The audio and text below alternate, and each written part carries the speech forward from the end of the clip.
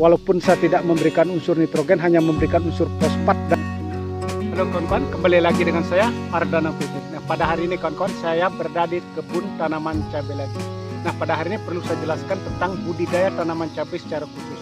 Nah, langkah-langkah apa yang harus kita lakukan agar kita mendapatkan namanya hasil yang maksimal setelah tanaman ini berbuah dan menghasilkan nanti kawan-kawan. Nah, langkah yang pertama yang harus kita perhatikan sebagai petani adalah pondasi. Nah, apa itu pondasi dalam sistem penanaman atau perawatan tanaman cabai itu? Yaitu cara mengolah lahan, memberikan nutrisi atau memberikan unsur hara pada tanaman itu sendiri. Nah, dalam pengolahan lahan ini perlu kita perhatikan kawan-kawan, yaitu apakah lahan ini dulunya bekas lahan bekas, atau dalam arti kata lahan yang sudah ditanami berulang kali, atau dengan arti kata lahan baru. Nah, ini sangat menjadi pertimbangan dalam penanaman cabai secara khusus kawan-kawan. Nah, kalau saya di sini saya katakan sering di dalam video-video sebelumnya saya mengatakan adalah saya menanam cabai ini di lahan bekas kawan-kawan. Mengapa bisa kita lakukan seperti ini? Nah, dari pakar-pakar pertanian seperti Profesor Udin atau Pak Udin itu, dan pakar-pakar pertanian yang lainnya yang sudah mengerti atau paham benar dalam budidaya tanaman cabai itu, beliau juga menganjurkan tentang pondasi dalam budidaya tanaman. Kalau pondasinya kuat, otomatis tanamannya nanti akan tumbuh dengan baik, dengan maksimal. Tetapi ingat kawan-kawan, nah saya katakan ingat, setiap daerah, setiap wilayah, atau setiap provinsi itu, atau setiap desa itu, atau setiap lahan pertanian itu mempunyai kesuburan atau unsur hara yang berbeda kawan-kawan. Walaupun tempatnya sama, contohnya di sini saya berada di tempat daerah pegunungan, yaitu dengan kemiringan yang cukup miring ini. Jadi daerah atas dengan di bawahnya tentu kesuburannya berbeda. Makanya yang mengenali atau yang mengetahui sifat fisik dan biologi tanah itu adalah petani itu sendiri kawan-kawan. Jadi walaupun para pakar-pakar pertanian mengatakan dia menggunakan obat ini, sistem ini, tetapi dia juga mengatakan yang terpenting kita sebagai petani harus mengetahui kondisi kesuburan atau unsur hara yang terkandung di dalam tanah itu sendiri. Nah, saya di sini hanya berbagi pengalaman kawan-kawan. Saya menanam di daerah kemiringan dengan ketinggian 1000 meter dari permukaan laut. Ini lokasinya berada di Bogor Puncak, dekat Taman Safari. Ini daerah pegunungan kawan-kawan. Jadi curah hujan cukup tinggi, sering berkabut. Makanya di sini kalau kita menanam cabai sering terkena namanya penyakit anthranoxa atau patek, atau penyakit busuk daun, busuk akar, dan layu fusarium. Itu sering sekali menyerang tanaman cabai kita di sini. Walaupun cuacanya sekarang kelihatan cerah, tapi kita namanya daerah pegunungan tidak menentu sebenarnya cuacanya. Kadang-kadang paginya cerah, sebentar saja bisa turun hujan dan berkabut. Itu yang terjadi. Nah, langkah-langkah apa yang saya lakukan dalam menangani hal-hal seperti ini? Nah, langkah yang pertama yang saya lakukan adalah saya tidak menggunakan unsur N dalam budidaya tanaman cabai. Mengapa? Nah, ini tentu para petani atau para pencinta tanaman cabai khususnya pasti bertanya, karena kalau kita memberikan unsur N dalam budidaya tanaman cabai secara khusus, tanaman cabai itu akan cepat berkembang, tanaman cabai itu akan hijau dan pertumbuhannya sangat bagus sekali. Tetapi saya berbeda, bertolak belakang dengan sistem di daerah lain, karena saya mempunyai alasan tersendiri. Seperti yang saya katakan, karena ini daerah ketinggian 1000, jadi kalau saya memberikan unsur N atau nitrogen dalam budidaya tanaman cabai secara khusus, memang pertumbuhan cabainya cukup cepat, daunnya lebar-lebar, tanamannya akan menjadi hijau. Tetapi, nah ada tetapinya kawan-kawan, efek kedepannya khusus di daerah saya ini, tanaman itu mudah terserang penyakit, khususnya penyakit anthranoxa. Nah, bercak daun atau bercak bakteri, itu yang terjadi, bahkan layu fusarium. Tanaman bisa mati kawan-kawan kalau kita memberikan unsur N terlalu banyak. Kalau memang di tempat saya ini terjadi perubahan cuaca musim panas, pemberian unsur N itu sah-sah saja, tetapi dengan dosis yang tidak terlalu banyak juga kawan-kawan. Kita harus imbangi juga.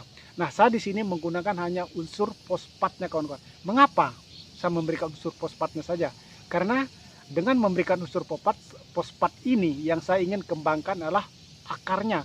Dengan memberikan unsur fosfat itu, akar tanaman cabai secara khusus itu lebih mudah menyerap unsur hara yang berada di tanah itu sendiri atau kesuburan tanah itu. Berbeda dengan daerah lain dengan ketinggian 200 meter dari permukaan laut itu, kalau memberikan unsur nitrogen itu tanaman akan lebih bagus karena sinar matahari cukup, dan juga curah hujan tidak terlalu itu.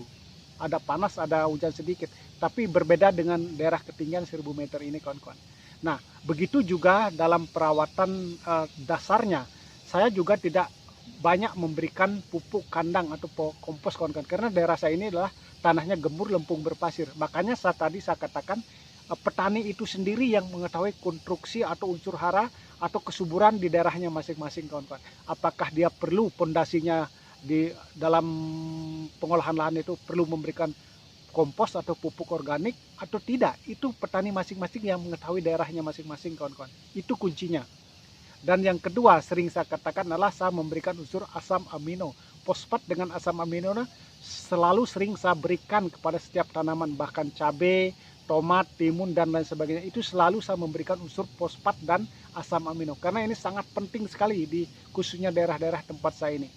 Begitu juga sebenarnya bukan hanya di daerah ketinggian dengan 1000 meter, di daerah dengan ketinggian 200 atau daerah yang datar sekalipun sebenarnya unsur fosfat sama dengan asam amino sangat penting. Nah sekarang ini cabai saya mendekati dan sudah memasuki fase generatif sebenarnya, kawan-kawan, karena sudah pecah cabang dan mulai ada keluar bunga sebenarnya. Nah pada hari ini secara khusus saya melakukan penyemprian pencegahan namanya penyakit bercak daun sebenarnya, karena kita ketahui tempat saya seperti tadi saya katakan ini sering terjadi hujan. Saya hanya sistemnya pencegahan dengan juga dicampur dengan beberapa obat yang lain untuk tidak terjadi keriting daun dan lain sebagainya. Nah mari ikuti video selengkapnya, kawan-kawan, agar tidak gagal paham tentang budidaya tanaman cabai ini yang sebagaimana kita ketahui kalau terjadi penyakit antroksa itu menyebabkan kegagalan dalam usaha kita. Nah ini kawan-kawan, kondisi tanaman yang saya katakan tadi adalah sudah memasuki namanya fase generatif. Nah kawan-kawan bisa lihat di sini daunnya juga sangat lebar-lebar, ini sampai 4 jari, ini lebar sekali. Ini saya tidak menggunakan unsur nitrogen yang seperti saya sampaikan tadi adalah kawan-kawan seperti ini. Dan juga tunas-tunas airnya juga cukup besar, saya tidak melakukan perampelan. Ini bisa diperhatikan, ini batangnya juga besar karena efek pemberian fosfat dan asam amino ini kawan-kawan, seperti ini.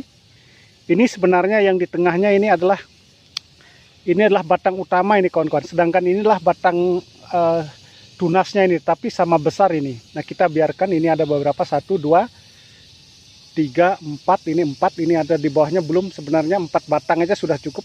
Ini kita belum melakukan perampelan juga karena dikhawatirkan karena masih curah hujan cukup tinggi di tempat saya sehingga tidak berani melakukan perampelan. Nah ini kawan-kawan bisa kita lihat ini kondisi tanamannya. Nah ini saya katakan ini sudah batang utamanya ini mungkin tidak. Nah ini kelihatan ini sudah keluar cabang dan ada bunganya. Ini cabang Y-nya yang di atas ini disebut cabang Y ini. Ini sudah keluar 2, dan di sininya juga ini sudah keluar cabang. Ininya juga sudah keluar bunga cukup banyak ini kawan-kawan. Ini sudah fase generatif. Ini usianya sebenarnya baru belum 50, ini baru 47 ini kawan-kawan, 47 HST ini. Nah seperti ini. Ini juga di sampingnya bisa kawan-kawan perhatikan. Nah, bukan hanya satu yang besar tapi semua hampir sudah merata ini kawan-kawan. Nah ini juga ini sebenarnya batang tunasnya, bukan batang utama. Yang batang utamanya ini di tengahnya yang sudah keluar cabang Y ini kawan-kawan. Nah seperti ini bunganya sudah ada, ini sudah keluar cabang semua ini yang batang utamanya.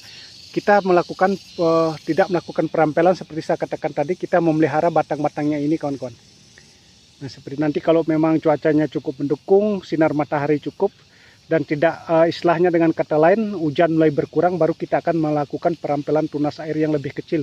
Kita hanya menyisakan beberapa batang utama atau tunas-tunas yang lebih besar kawan-kawan, yang mana cocok dipelihara nantinya. Nah di sini perlu saya katakan pondasi awal dari tanaman cabai inilah tanaman cabai bekas terong ini kawan-kawan, tanaman bekas terong maksud saya. Di tengahnya ini hanya saya kasih pertipos atau fosfat saja kawan-kawan, tidak mengasih unsur hara apapun, termasuk kapur dolomit kita tidak kasih. Tetapi kapur dolomit kita berikan di pengocoran setiap lubang tanam kawan-kawan. Ini boleh dikatakan lahan bekas atau lahan janda, tetapi hasil sudah maksimal. Inilah penerapan sistem yang saya pakai, adalah sistem yang disampaikan oleh Pak Udin atau pakar cabai yang lebih dikenal dengan nama Profesor Udin. Akhirnya seperti yang kawan-kawan perhatikan, hasilnya tetap maksimal. Walaupun saya tidak memberikan unsur nitrogen, hanya memberikan unsur fosfat dan asam amino saja, ini cabainya cukup subur sekali kawan-kawan. Nah, seperti ini. Nah, kita lihat ini bunganya sudah bagus sekali. Nah sebelah sana juga itu kawan-kawan. Nah inilah daerah saya adalah daerah miring-miring kawan, pegunungan seperti ini. Itu tempatnya agak tinggi, ini turun lagi, yang di bawahnya turun lagi, itu di bawahnya turun lagi seperti itu. Makanya tempat saya ini tidak pernah namanya terjadi kebanjiran kawan-kawan. Nah ini juga cukup besar. Nah ini juga yang di sampingnya ini tuh sudah besar sekali, mulus ini tanamannya. Daunnya mulus, tidak ada kena keriting sama sekali.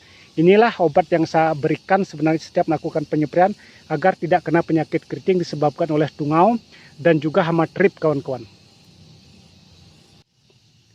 Nah ini kawan-kawan obat yang saya pakai yang saya katakan tadi. Nah ini adalah Summit, ini Acaricida, ini fungsinya untuk menghilangkan kutu daun pada tanaman cabai ini kawan-kawan. Kemudian saya juga memakai Dimolis ini kawan-kawan. Ini Dimolis fungsinya untuk menghilangkan tungau dalam tanaman cabai. Makanya sebelum terjadi serangan lebih baik kita mencegah. Nah ini Dimolis ini bahan aktifnya abamectin. Jadi semua petani sebenarnya sudah tahu. Kemudian kita mengasih bahan fungisida yaitu Actosep, ini adalah bahan aktif mancozeb ini kawan-kawan.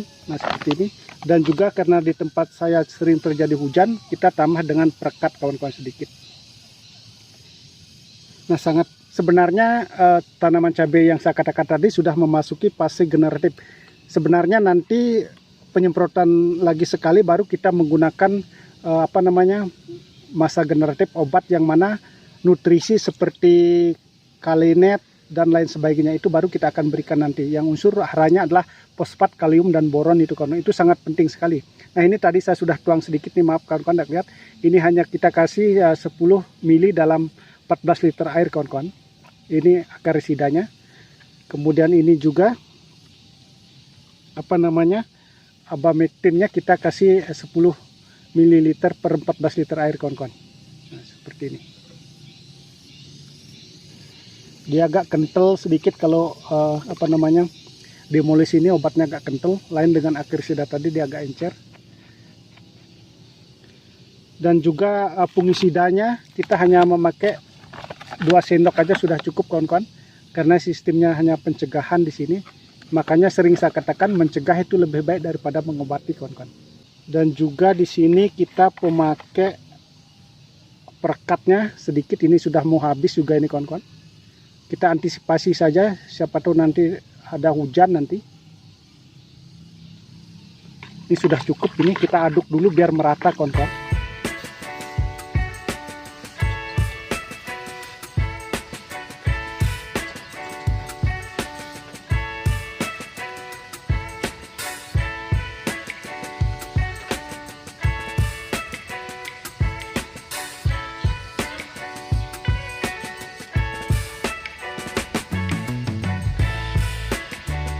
Terima kasih kawan-kawan yang sudah menyimak video ini. Nantikan video-video selanjutnya agar tahu tentang perkembangan cabai rawit yang kita tanam ini antara cabai rawit Ori 212 dengan cabai rawit OR Cempluk.